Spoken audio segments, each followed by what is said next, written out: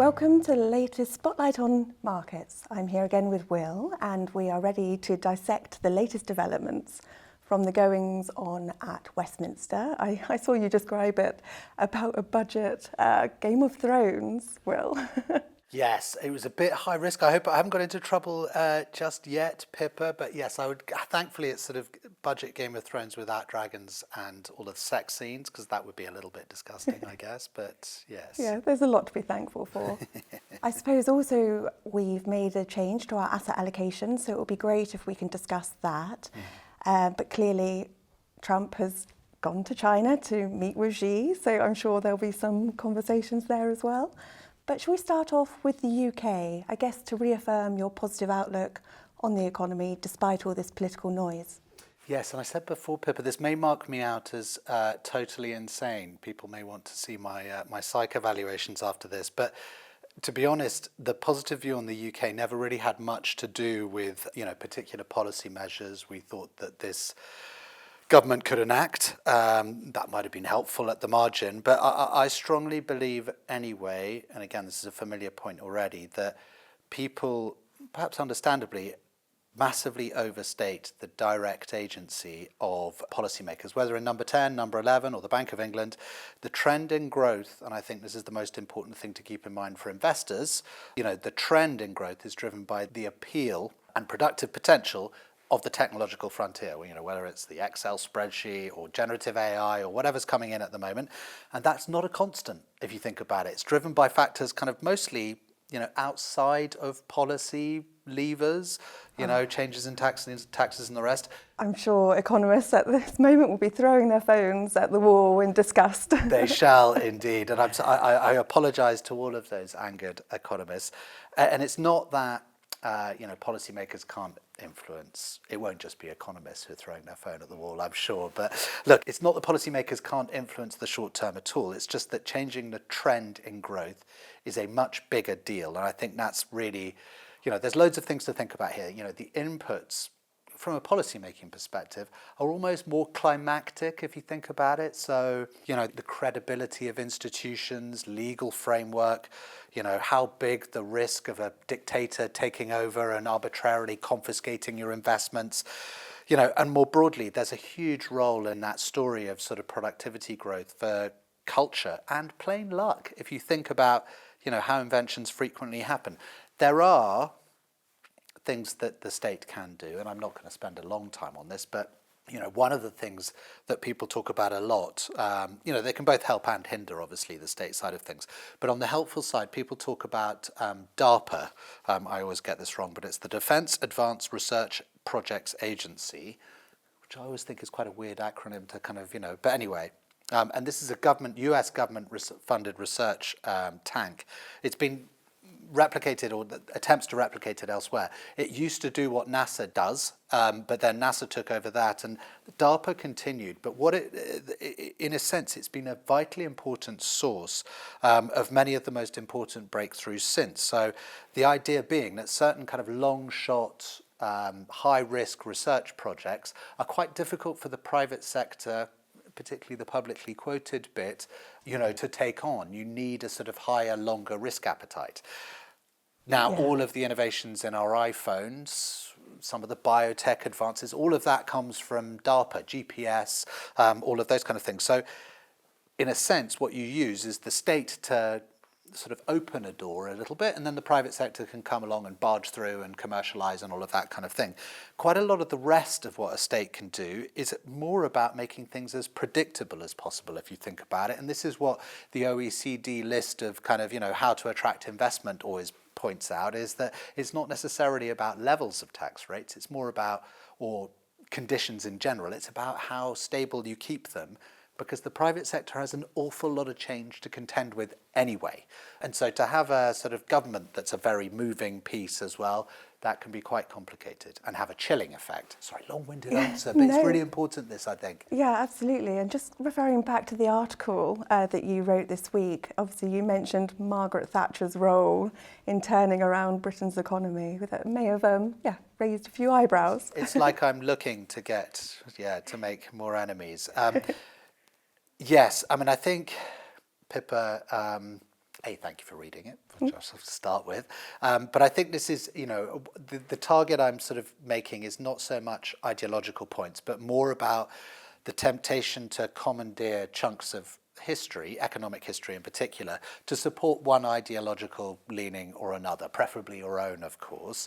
And the problem is that the real world is routinely messier, and I think often politicians are more in yoke to the pre-existing trends in the economy rather than in the society than the other way around. And, for instance, there's an old debate, slightly tangentially, about whether, to what extent Stalin made Russia or Russia made Stalin. And you could say the same about President Trump and various other, big figures of history. There is a kind of a difficulty with how to sort of analyse it. With the UK and Thatcher, I think it's just frequently a more complicated story than the pub patter will argue. And if you think about it, so you see the decades post-World War II for the global economy is a boom time. It's also, as I pointed out, a very difficult period geopolitically with memory of far worse. It's an example of how markets and economies can be to trot quite separate paths to the geopolitical temperature. But in the UK, what we find is that period is actually a period, in spite of strong growth, it's a period of strong underperformance relative to the competition. And there's lots of analysis as to why this happens. And then from the sort of mid-70s onwards, you see actually that trend reversed and Britain starts to... So Thatcher to the rescue? Thatcher to the rescue is the idea. The problem, I think, is that, to start with, yes, during the period of underperformance, there were certainly some issues that the government could have done something about. So you can think about, the war economy, where you had to take over the commanding heights of the economy to say, stop producing that, we need you to produce planes, food, whatever else. And that grip of the economy was difficult for the government to kind of relinquish a little bit, and that created more inefficiencies, less competition, all of those kind of things a little bit. And the various policies that you see implemented from 1979 was onwards during sort of the Thatcher era, they were certainly helpful in reversing the UK's relative decline. So industrial relations were tackled, which was really important. State-owned businesses were privatised. There was a deregulation piece, which made it much easier. Supply side form really sort of, did help reawaken the economy. But, and here is where the lynch mobs on certain sides of the political spectrum will be waiting for us outside the door. I don't think that Thatcherism was the only reason for this turnaround.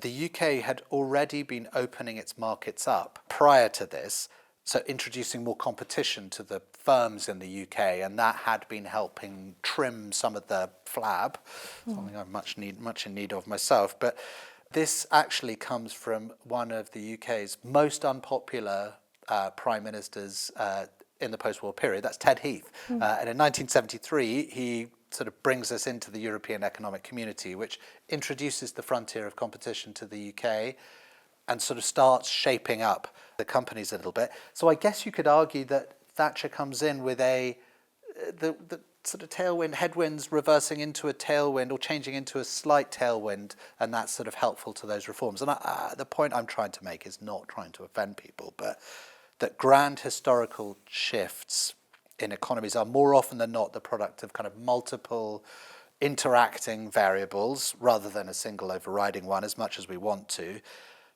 With Britain, in a way, previous drags on economic performance, they weren't party political to the degree that is often portrayed. The reforms that came in, they could have been done on any part of the political spectrum. Yeah. I'm just trying to muddy the water, as usual. I suppose just picking up on your competition piece, obviously at the other end of the scale, we had the involution that we discussed in our recent US versus China podcast. Clearly, too much competition can be detrimental to industry. It could be detrimental to a lot of things, can't it? I think that's right. And it's, you and I were talking about involution and the history of the term on the desk this morning. And, certainly what you're seeing in parts of China is kind of a degree of cutthroat competition, which is, I think, deleterious, which is right. And it's also resulting in some quite difficult societal problems. There's this, and again, I think we mentioned this, the lying flat movement in China, where the youth are sort of, there's around 20% of youth unemployment, I believe, and that's the official figures. And that's suggesting that actually some of the youth are opting out of the sort of hard graft that their parents are, that it's just not for them in a sense, that this kind of hard existence is being opted out of to the degree that people are able to. I think, personally, would suggest that there's another podcast on this, because there's a huge subject on competition, and we can think about, the Mag 7 and, the corporate titans of the moment, antitrust. It's such an interesting area, and it's also another of those areas where I think you only start having to dig in a little bit before you realise A, how little you know, and B, as you dig deeper, you realise you know less than you think. Yeah.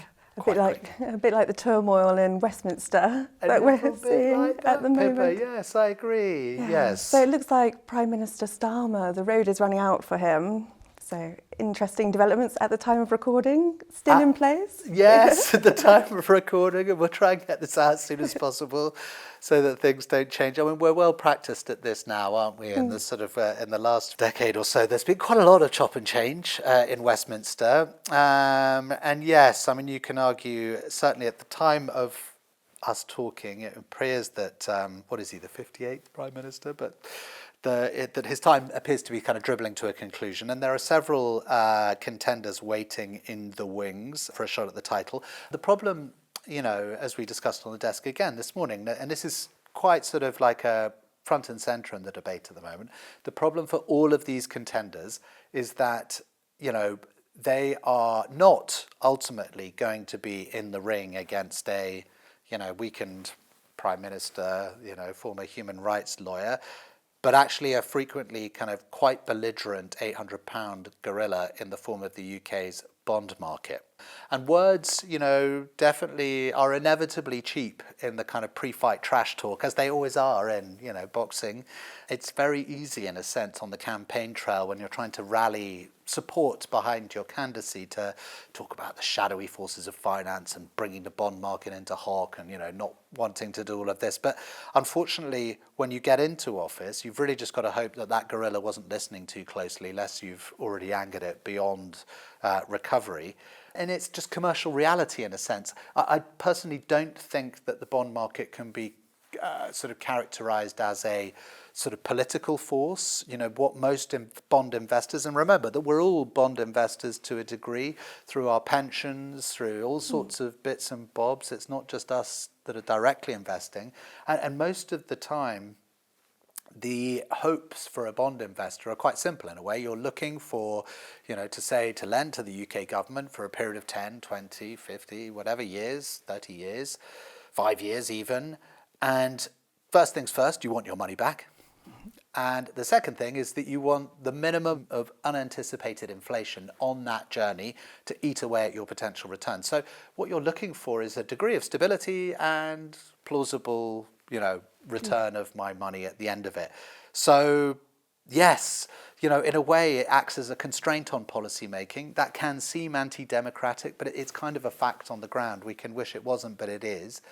And it is quite often a sobering, sensible force that helps the UK, and it's actually a benefit. People worry a little bit about the amount of international ownership of the bond market. I would see that as a credit, the fact that people want to own UK government debt, which, remember, has been doing the rounds for hundreds of years now. We have a very long, mostly very distinguished role in the world's bond markets.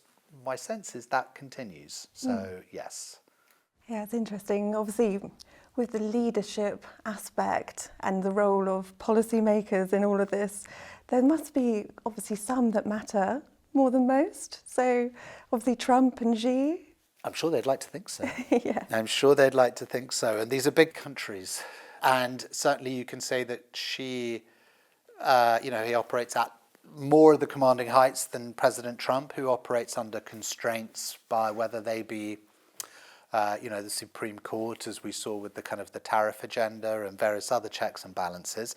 But just more simply, I guess, I mean, another slightly weird digression, but I think this is always quite an interesting example of some of the ripples. And again, we're talking from an investor perspective, and you're trying to think about not what the world looks like today, but what will the world look like from the platform of when I look to sell my assets, because that is in a sense what you're trying to assume.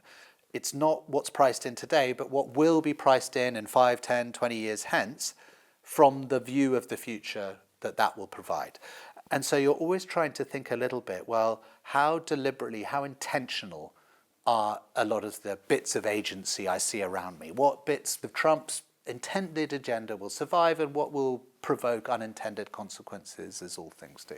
And sometimes, one of the sort of most extreme examples of this, I think, comes in the form of two German, they get labelled chemists, but they weren't both chemists, but Fritz Haber and Karl Bosch. So in the early 20th century, they perfected what's now known as the Haber-Bosch process, which allowed for the industrial production of nitrogen.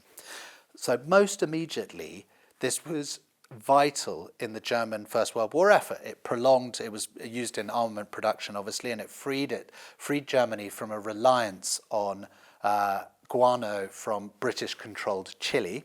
And so surely it can be one of the key inputs into prolonging an awful, terrible kind of, meat grinder war that destroyed, way too many lives. However, you take it on a few decades and you can subsequently argue that this invention was responsible for the planet's ability to feed billions of extra humans. When and where this process is invented is kind of absolutely key to how you understand its ramifications in the past and present. And you've got to think about how people would have thought of that invention in real time, and then how that thinking changed as the evolving effects kind of come together. I think it's surely understandable that we overestimate the direct agency of people. We kind of have fantasies of agency. The now mercifully peaked superhero genre is kind of maybe the sort of embodiment of that sort of desire for power and personal influence. But just remember that everybody's actions, including our own, have very complicated ripples through time, and we want to be wary of sort of, intentionality, agency, and all these kind of things. A slightly long-winded, sort of waffly, philosophical point, but I think it's really important for investors and to what news and headlines we think about and actually pay attention to. Yeah, I know what you mean. It definitely feels like a lot of attention gets placed on the immediate effects and not enough on the second order rippling. The President's Truth social feed is very gripping sometimes, isn't it? But yes, one wonders at the meaning of it. It'll be great to get your take on the President Xi and Trump summit. All the same? Yes, they're still now kind of locked in negotiations, so we don't know quite what's going to come of it. Personally, and I wouldn't expect you to, maybe this is another thing where people are going to be checking up sort of psych evaluations, but you can make an argument to say that everything in Trump 2 so far, Trump's second term, is geared towards this moment. That there's kind of lots of performative aspects and all with an eye to China watching what they do. And some of this is about the art of the deal.